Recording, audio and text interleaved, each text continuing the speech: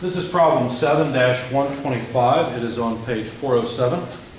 Steam enters an adiabatic turbine at 7 megapascals, 600 degrees Celsius, and 80 meters per second, and leaves at 50 kilopascals, 150 degrees Celsius, and 140 meters per second.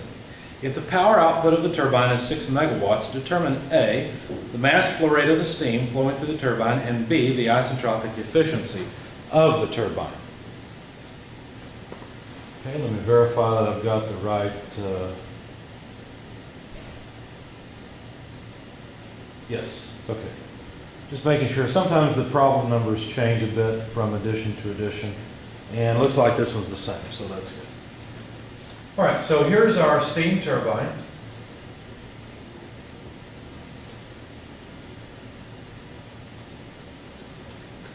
The steam comes in at state 1, leaves at state 2, produces an actual power output of 6,000 kilowatts.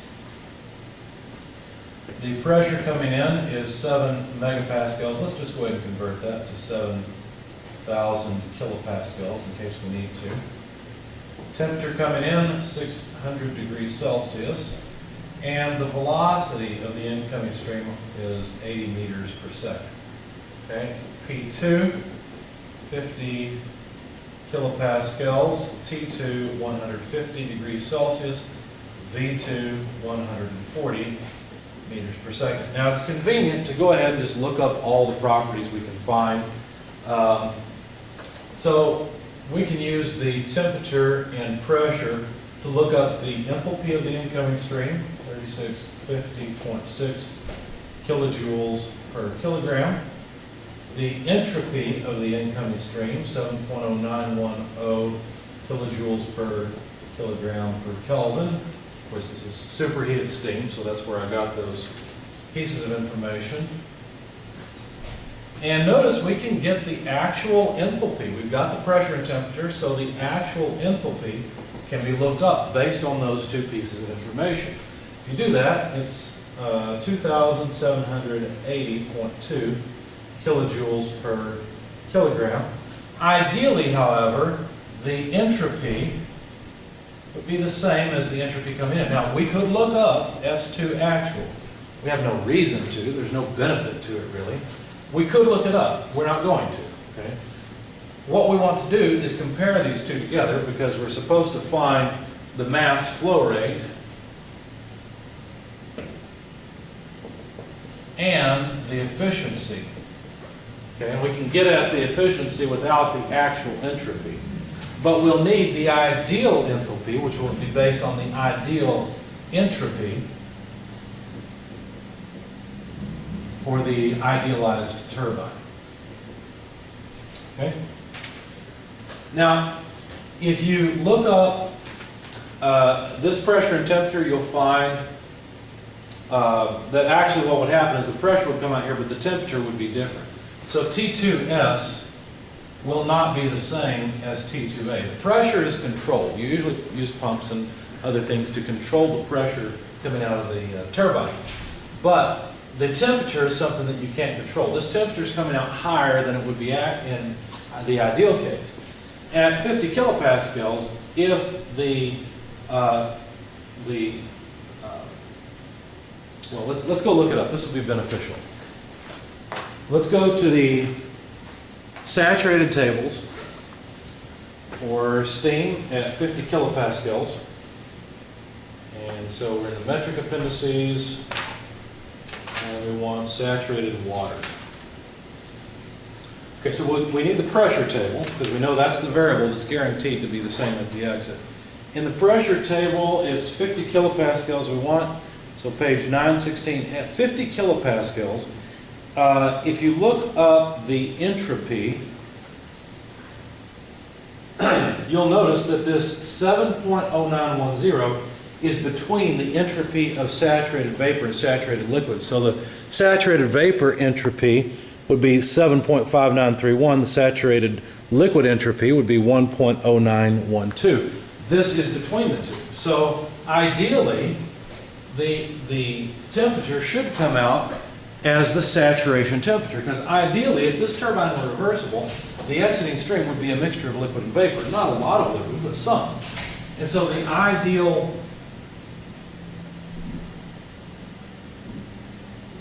temperature would be the saturation temperature of 81.32 degrees Celsius. Of course, that's not the case. The temperature is too high, like I said. It's still superheated. That's okay. That's the real system. We're talking about the ideal system right now. So anyway, T2S is here. So what does this mean? Well, this means that in the ideal case, there would be equality. Now, in the real case, there's no such thing as quality, right? In the real turbine, there's no quality because it's in the superheated region. Quality means nothing there. There's no way to talk about what percentage is in the vapor phase. It's all just vapor. It's not even close to condensing, okay? But in the ideal turbine, it would be some of it actually condensed out in that region, that saturated region. So the ideal entropy would be S2S less SF over SFG. So what would that look like? Well, that'd be 7.0910 minus SF. We just read it off. It's 1.0912. SFG, they've given us a column of the difference, and that's handy. It's 6.5019. And so when you plug this into your calculator, you can find out what the ideal exiting quality would be. In fact, that number is 0.9228. Tell you what, let me move this over. 9228. So basically 92% of the mass coming out of the ideal turbine would be in the vapor phase, which is fine. That's what we would like. Now, the ideal exiting enthalpy will be lower than the actual. See, what we're saying is we have not removed, as the non-ideal turbine does not remove as much energy from the flowing stream as it should. So it should remove however much we get here, or it should come down to that level, but it only comes down to here. So let's see what this number is. So H2S would be HF plus X2S HFG. So this is 340.54 kilojoules per kilogram plus 0.9228, which is the quality, multiplied by 2,304.17 kilojoules per kilogram. When you plug all that into your calculator, you'll find what we really came for, which is H2S. It's 2,466.8 kilojoules per kilogram. So because this turbine is not reversible, it doesn't take the enthalpy down as far as it should, okay? So the enthalpy is going to drop from here. We'd like for it to drop to here, but it's not a perfect turbine, so it only drops to here. Okay? All right, so now we've got all the properties we could want at all the states, and now we should be able to find the mass flow rate. Okay, basically, power flow rate in equals power flow rate out. Why? Because this thing is a steady state. If I consider this to be my system with mass flowing in and mass flowing out, which is steam, well, the power flow rate in equals the power flow rate out. Where does power flow in? Here. Where does it flow out? Here as work, and here in the mass flow stream. So what does that mean? Well, mass flow rate multiplied by the enthalpy plus the kinetic energy. Okay, these are both specific properties. That's how the power flows in, right? Because we can't forget that there is some velocity coming in, right?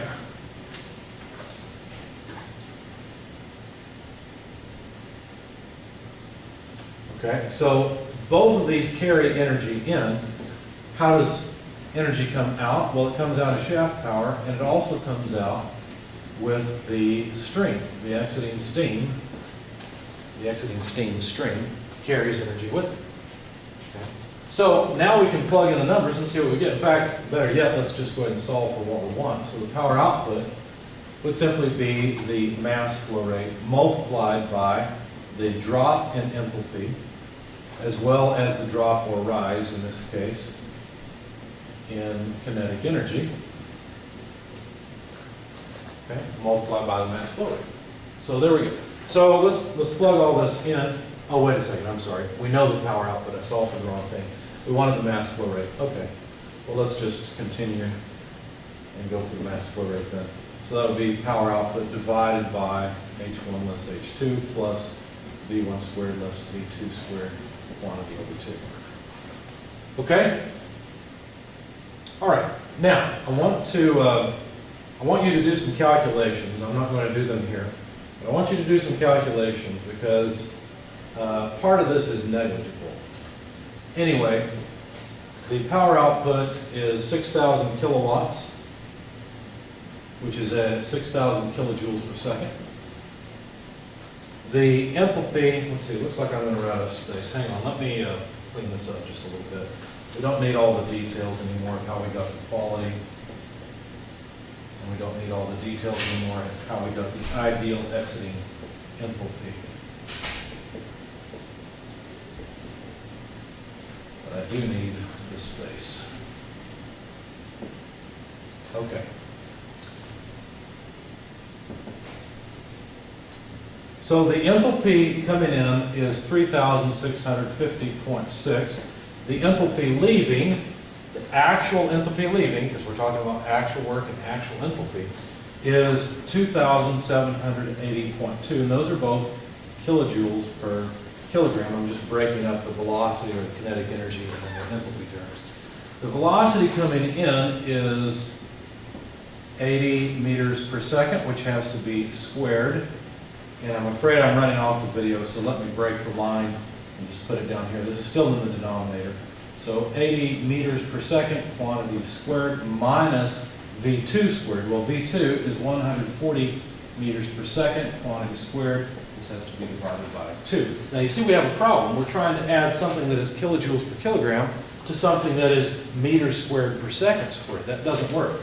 So we have to multiply this by conversion factor. That is, 1 kilojoule per kilogram is 1,000 meters squared per second squared. That way the meters squared per second squared go away.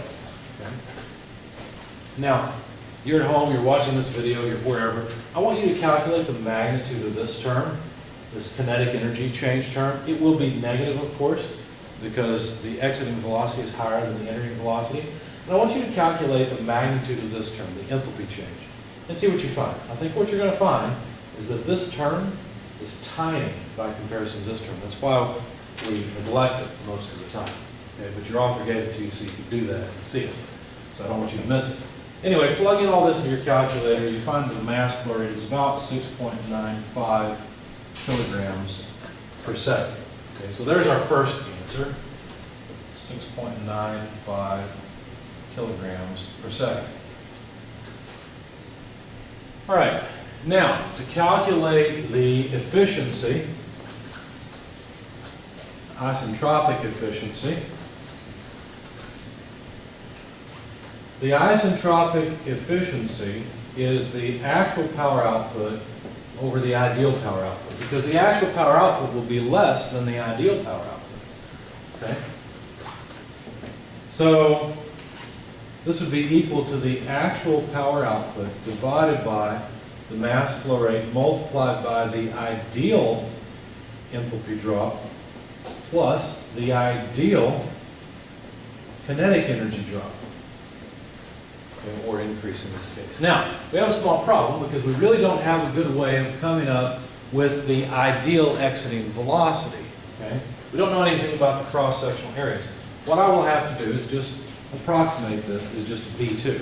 Again, if you calculated the magnitude of this term in the last bit of this problem, you notice that this term is so small it doesn't make any difference anyway. So let's just continue. 6,000 kilojoules per second divided by the mass flow rate, 6.95 kilograms per second, multiplied by H1, 3650.6. I'm going to leave off the units here because I'm running out of space. Minus H2S. Well, H2S, how far down it should come, is 2466.8.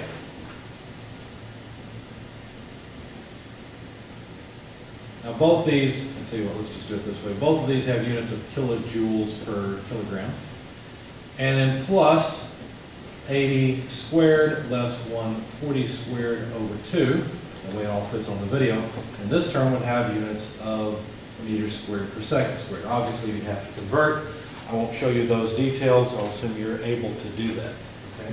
So anyway, plug in all the numbers in, you find that the isentropic efficiency is 73.3%. So is it an isentropic turbine? No. Is it pretty close? Yeah, not too bad. A real turbine, I can't tell you what its isentropic efficiency would be, but I can tell you it depends on more than just this, because the actual power output of the turbine varies a little bit. And it's not going to have a constant efficiency along its entire range of operation. So anyway, there's the two answers that were asked for the mass flow rate and the isentropic efficiency.